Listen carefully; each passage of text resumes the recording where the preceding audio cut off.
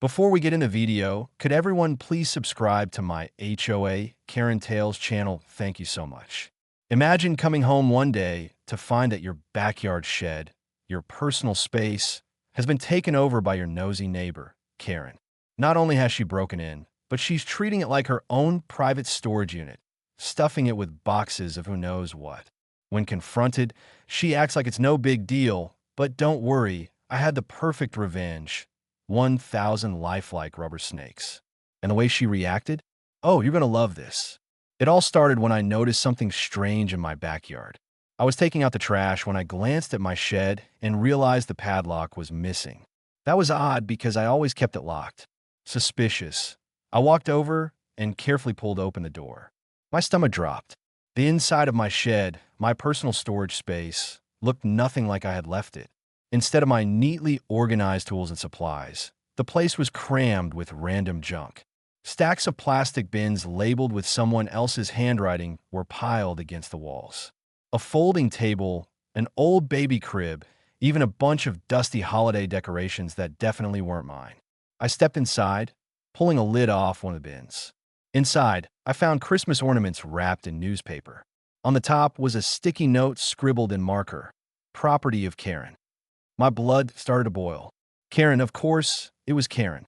If you've ever lived in an HOA, you probably already know a Karen like this, the self-appointed queen of the neighborhood, always sticking her nose where it doesn't belong. Karen wasn't just a regular HOA board member. She was the HOA board.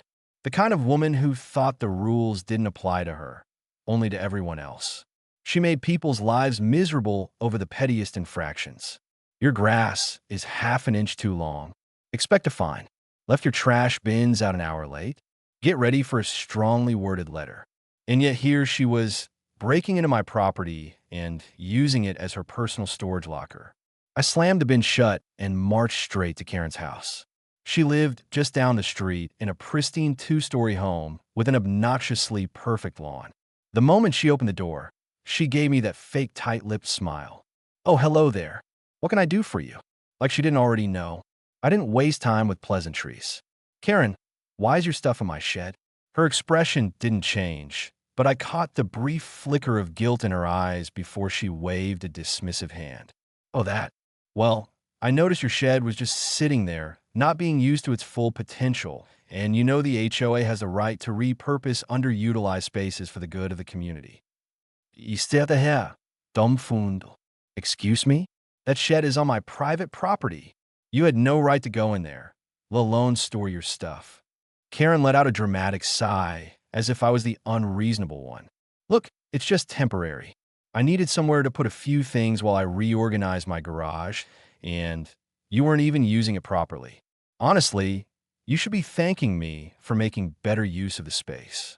I was this close to losing it. "You broke into my property." "Broke in," she repeated with a laugh.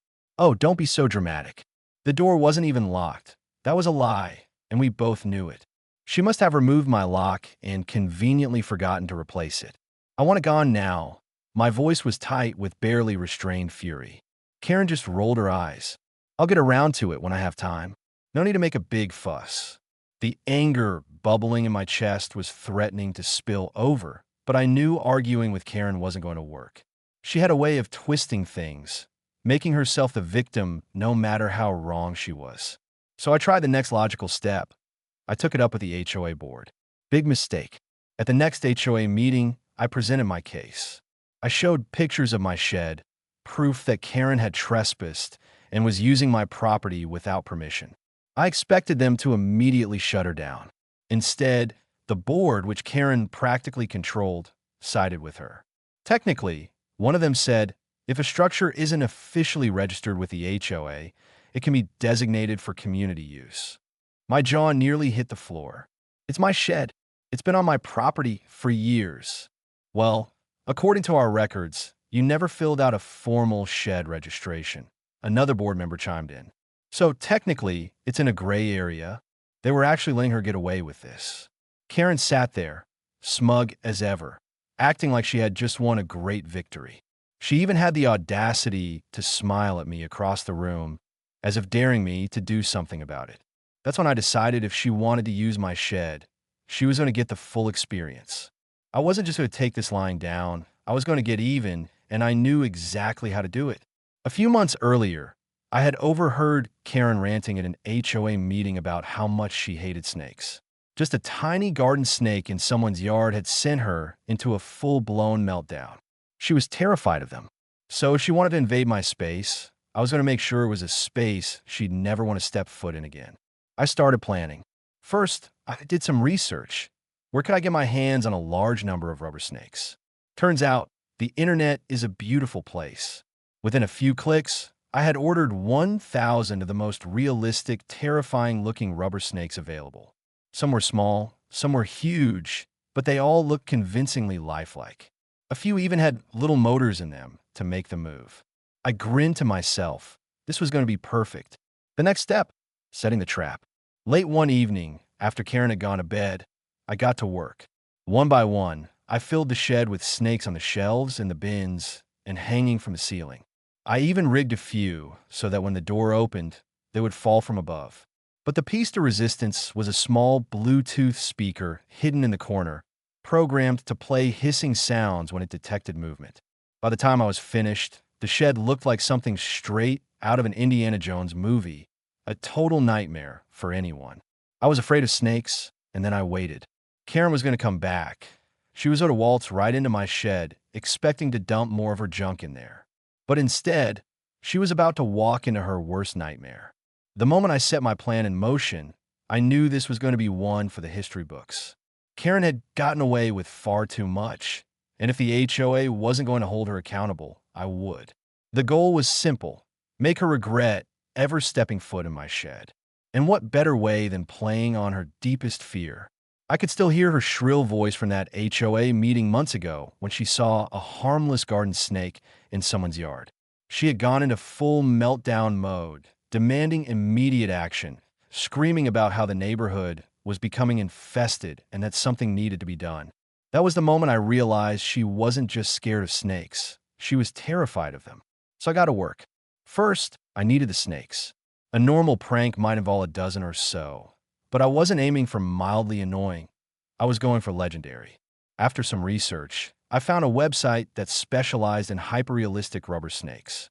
The reviews were full of people claiming they had tricked their friends and family into thinking they were real. Perfect. I filled my cart with 1,000 of them. Small ones, big ones, coiled ones, and ones posed as if mid-strike.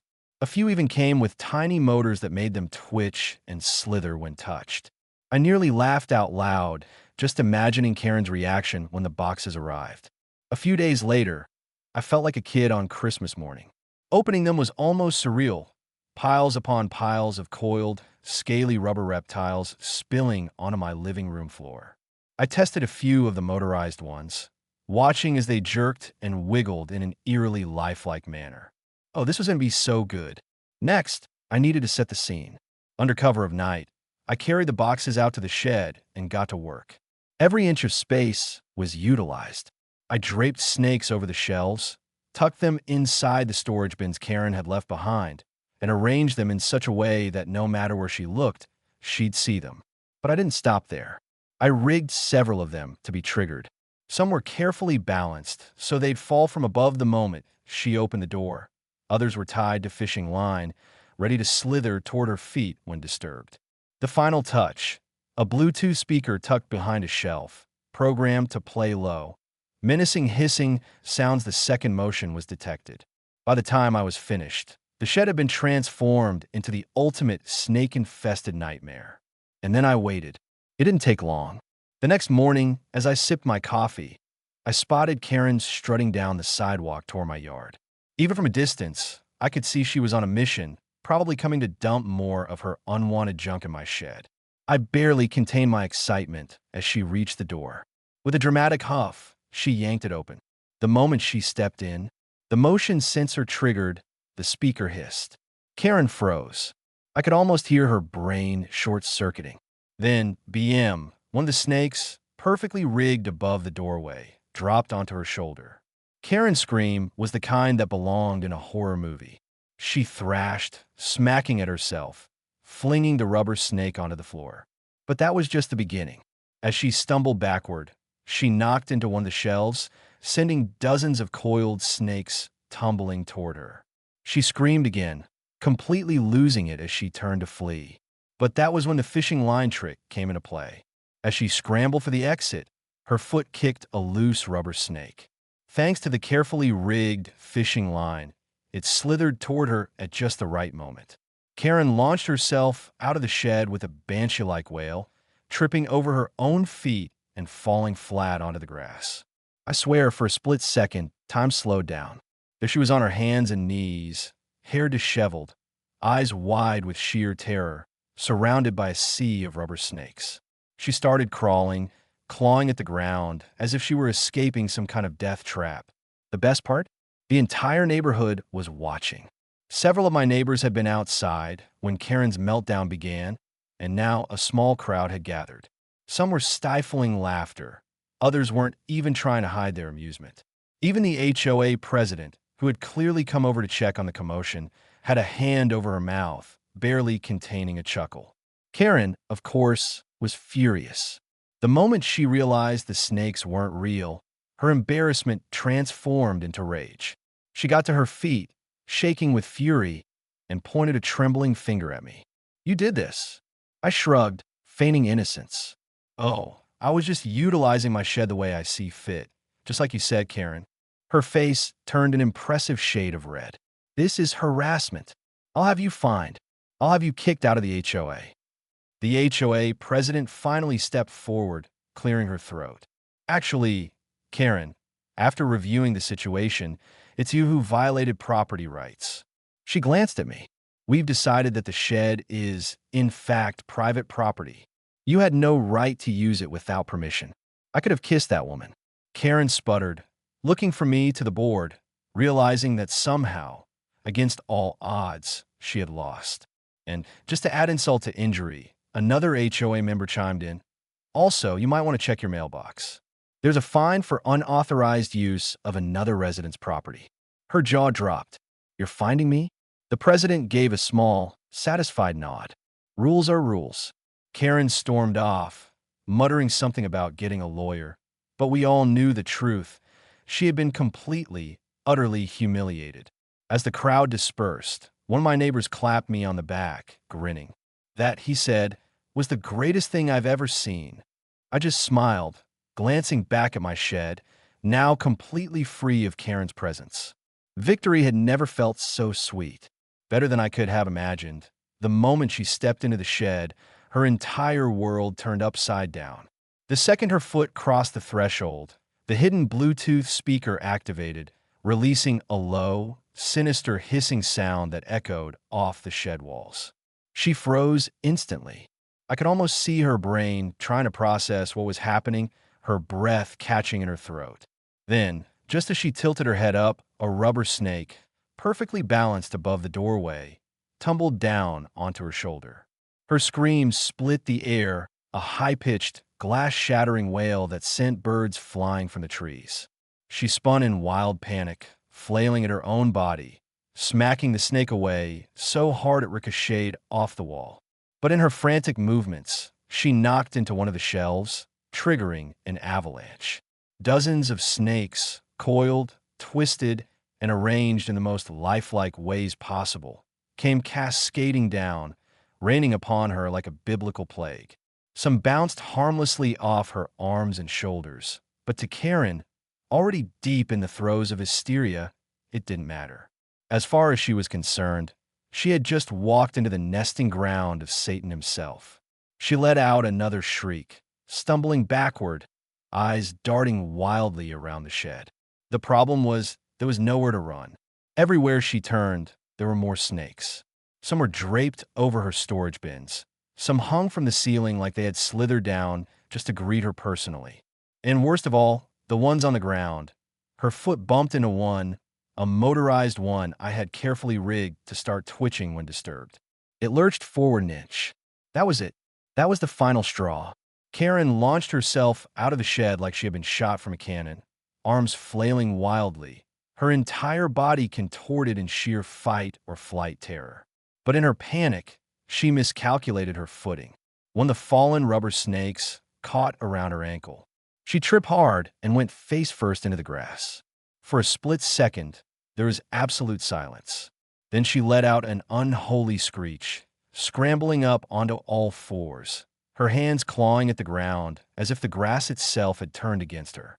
She looked completely deranged, hair sticking out in wild tufts, dirt smeared across her clothes, eyes wide with sheer animalistic fear.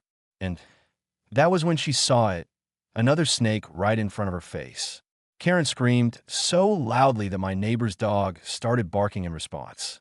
She flung herself backward, scrambling away like some kind of demented crab. But it was too late. By then, the neighborhood was already watching. It started with just a few people, neighbors out for their morning walks, pausing as the chaos unfolded. But Karen was not a subtle person. Her screams had summoned an audience. More and more people peeked out from their windows, stepped onto their porches, and even a few kids on bikes slowed to watch. And then, to my absolute delight, the HOA president arrived. She looked around at the scene of absolute carnage. Karen, still on the ground, surrounded by a sea of rubber snakes, her face a mix of horror and humiliation, and me casually sipping my coffee, watching the whole thing unfold. Karen finally managed to scramble to her feet, her whole body shaking with adrenaline and fury. She spun to face me, her eyes burning with unfiltered rage. "You did this!" she shrieked, jabbing a trembling finger at me. I took a slow, deliberate sip of my coffee. "Did what?" "Don't play dumb," she howled, her voice cracking. "You fill that shed with." She gestured wildly at the snakes, her breathing still erratic. "Snakes," I finished for her, feigning innocence. Karen bared her teeth in fury. "This is harassment. You're trying to kill me. I'm going to report you to the HOA." And that was my favorite part of the entire fiasco because right then, standing directly behind her, was none other than the HOA president herself. Karen hadn't noticed her yet. The president cleared her throat. "Actually, Karen," she said in the most satisfied tone I'd ever heard, "you're the one who violated HOA policy." Karen froze. Finally, she turned, her expression twisting in pure disbelief. What? Me?" The president nodded, holding up a neatly folded piece of paper. "I was actually coming by to inform you that the board has officially ruled the shed as private property. The storage dispute is over. You had no right to use it without permission." Karen's face drained of color. And the president continued smoothly, "Since you entered and used another resident's property without their consent, that means you're in violation of HOA trespassing policies. So we'll be issuing you a fine." Karen made a strangled, choking noise. "You're fining me?" "Rules are rules," the president said, echoing the very same phrase Karen had so often used against others in the neighborhood. Karen's eye twitched. I could tell she was seconds away from a full-blown meltdown. And then, just when things couldn't possibly get any funnier, one of the motorized snakes twitched behind her. Karen screamed again, flailing wildly as she launched herself away from it. In the process, she stumbled straight into a flower bed, knocking over a decorative garden gnome as she fell flat on her back. That was it, the final glorious cherry on top. I couldn't hold it in anymore. I started laughing. And then so did my neighbor, and then another. Before I knew it, half the neighborhood was laughing. Even the HOA president had to turn away, covering her mouth to keep from breaking down. Karen, still sprawled in the dirt, looked like she wanted to disappear. Her face was a storm of emotions: humiliation, rage, disbelief. She scrambled to her feet, chest heaving, hands clenched into fists. I took another slow sip of my coffee, tilting my head. "You'll what?" "Call the cops." Karen stiffened. I reached into my pocket, pulling out my phone. "Because, I still have that security footage of you breaking into my shed." Her entire face drained of color. She opened her mouth, closed it, opened it again. Nothing came out, and then, in what was possibly the best moment of my entire life, she spun on her heel and stormed off, not saying another word. A stunned silence hung in the air for a moment, and then my neighbor clapped me on the shoulder, still chuckling. "Dude," he said, shaking his head, "that was the most beautiful thing I've ever seen." I just smiled, watching as Karen stomped away, defeated, humiliated, and covered in dirt. That, ladies and gentlemen, was what you call a perfect execution. Karen's humiliation was the talk of the neighborhood within minutes of her frantic escape from my snake-filled shed. Whispers and laughter spread like wildfire. Neighbors who had been too afraid to openly oppose her tyranny now traded knowing looks, reliving every second of her meltdown. It wasn't just the fact that she had lost. It was how she had lost. She hadn't just been put in her place. She had been utterly humiliated in front of an audience that she once controlled through sheer intimidation. For the first time in years, Karen wasn't the one dictating the rules. She wasn't barking orders, handing out fines, or scolding people for the color of their flower pots. She was the subject of neighborhood gossip, and worse, nobody was stepping in to defend her. I, on the other hand, was having the time of my life that evening. As I sat on my porch, the neighborhood felt different, lighter, even. A few people passed by, giving me a knowing nod, and one even lifted his beer in a silent toast. I didn't need to say anything. They knew. They all knew. But Karen? Oh, she wasn't going down without a fight. The next morning, I was barely awake when I heard furious knocking at my door. I didn't even need to check. I already knew who it was. I took my time stretching, yawning, making sure she waited an extra minute before I finally opened the door. There she was, disheveled and furious, looking like she hadn't slept all night. "You think this is funny?" she spat, shoving a finger in my face. I arched an eyebrow. "I think a lot of things are funny. You'll have to be more specific." Her eyes burned with fury. "You're a menace. You set me up. You tried to kill me." I let out a short laugh. "With rubber snakes? Don't play dumb with me," she snapped. "You knew exactly what you were doing." She was sputtering now, completely unraveling. It was beautiful. I leaned against the door frame, taking my time before answering. "Here's the thing, Karen. I didn't break any rules. You did." Her jaw tightened. I continued. "You broke into my shed, you stole my space, you used your power on the HOA board to justify it, and now that it's backfired, you're playing the victim." She folded her arms tightly across her chest, nostrils flaring. "I could have a heart condition. I could have died from the shock." "Then maybe," I said, voice level, "you shouldn't be breaking into people's sheds." Karen's face twitched like she wanted to explode, and then, just as she opened her mouth to spit out another excuse, she saw it. I had left the HOA fine taped right to my door. Karen's entire body stiffened. She snatched the paper, her eyes darting across the words, her face turning a dangerous shade of red. "A fine? You're letting them fine me." I smirked. "Rules are rules, Karen." I could see the moment the reality of the situation hit her. For years, she had wielded those words like a weapon, throwing the rulebook at anyone she deemed unworthy of her perfect little community. But now, for the first time, those same rules were being used against her. Karen tore the paper in half and threw it onto my porch. "This isn't over," she screeched before storming off, loudly kicking over one of my potted plants as she left. I let out a slow breath, watching her stomp away. She was unraveling, but she wasn't done yet. By that afternoon, she had launched her final desperate attack, an emergency HOA meeting. I knew what was coming. She was going to try one last stunt, probably an attempt to have me fined, banned, or even evicted from the HOA. It was her last move, so I showed up. When I walked into the HOA clubhouse, the tension in the air was thick. Karen was already at the front, talking at a mile a minute, pointing wildly at printouts, gesturing toward my house on a large neighborhood map. "Not only did he endanger my life," she was saying, her voice rising, "but he has clearly demonstrated that he is an unhinged, dangerous neighbor. He has no respect for the HOA, for the rules. If we allow this to continue, we are setting a precedent for chaos." I leaned against the back wall, arms crossed, waiting for my turn. The HOA president sighed, pinching the bridge of her nose.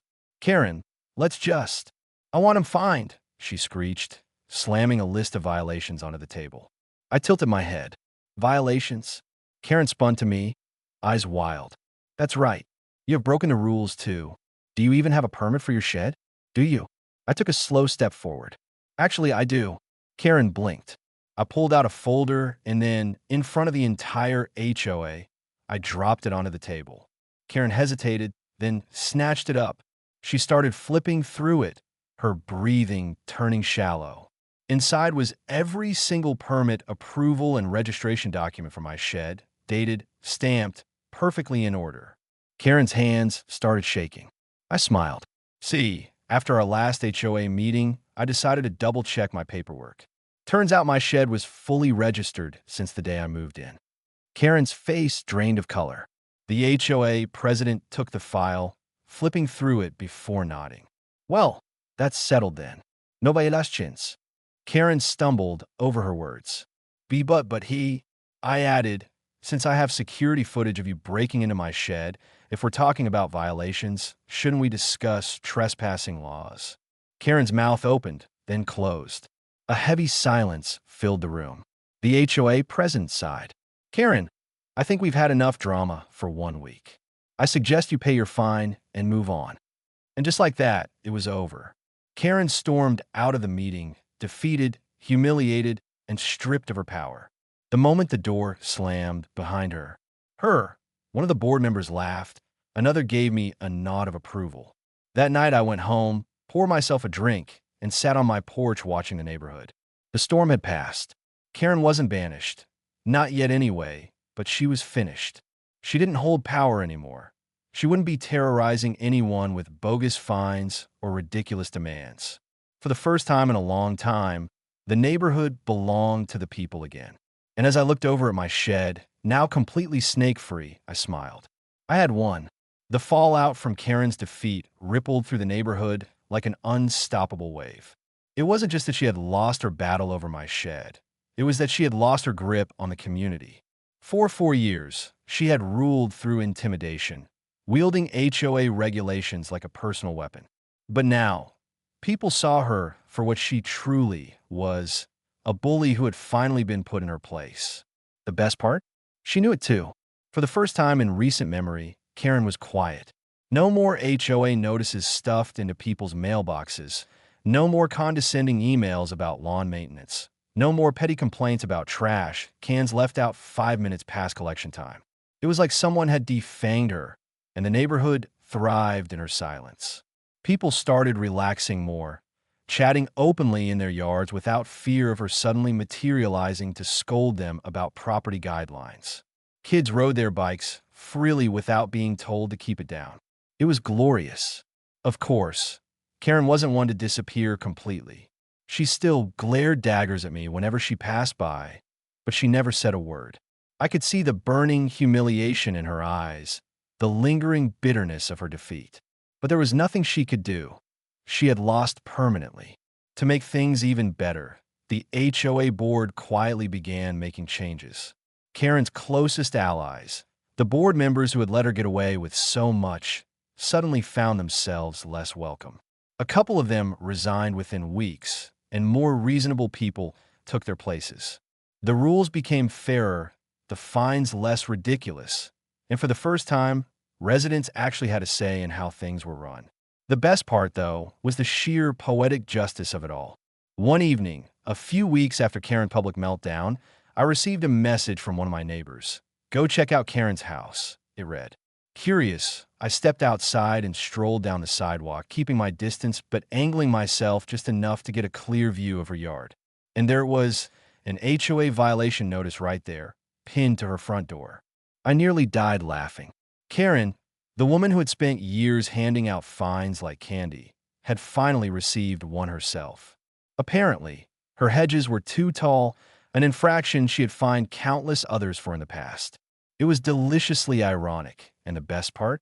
The notice had been filed by one of her former board member friends. Even the people who used to support her had turned on her. I strolled back to my house, grinning ear to ear. This was the final nail in the coffin of Karen's reign of terror, but I wasn't done yet. As a final touch, a small personal victory lap, I decided to make one last addition to my shed, a sign mounted right above the door, big enough for anyone passing by to read.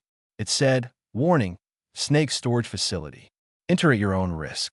It was subtle, just enough to remind Karen of the trauma she had endured every time she walked past my yard. From that day forward, she never went anywhere near my property again. Word about the snake incident spread beyond just our neighborhood. A few local community Facebook groups picked up the story, and soon it became legendary. Neighbors started telling their friends, and before I knew it, people from surrounding areas were reaching out, saying things like, "I wish someone would do this to our Karen." I even overheard someone at the grocery store talking about that crazy lady who freaked out over a fake snake invasion. Karen had officially become infamous. As the weeks passed, life returned to normal, but better. My shed remained mine. The neighborhood became less oppressive, and people weren't afraid to push back against unfair rules anymore. As for Karen, she kept a low profile. She stopped showing up to HOA meetings, and rumors started circulating that she was considering selling her house and moving. Whether or not she actually left didn't really matter. The important thing was that she wasn't in control anymore. She had been knocked off her pedestal, and the neighborhood had been freed from her ridiculous tyranny.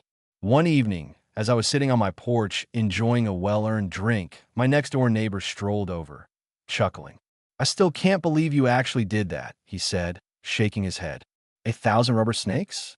I mean, that's next level." I grinned, lifting my glass. "Had to get creative, you know how it is." He smirked. "Yeah, but still, that was legendary." I just shrugged. If an HOA Karen ever tries to take what's yours, don't get mad. Get creative. And that, my friends, is how you deal with an entitled HOA nightmare. Now tell me in the comments, what's the craziest thing an HOA has ever done to you? And if you enjoyed this story, don't forget to like, subscribe, and hit that notification bell for more wild HOA drama. Because trust me, there's always another Karen waiting to be put in her place.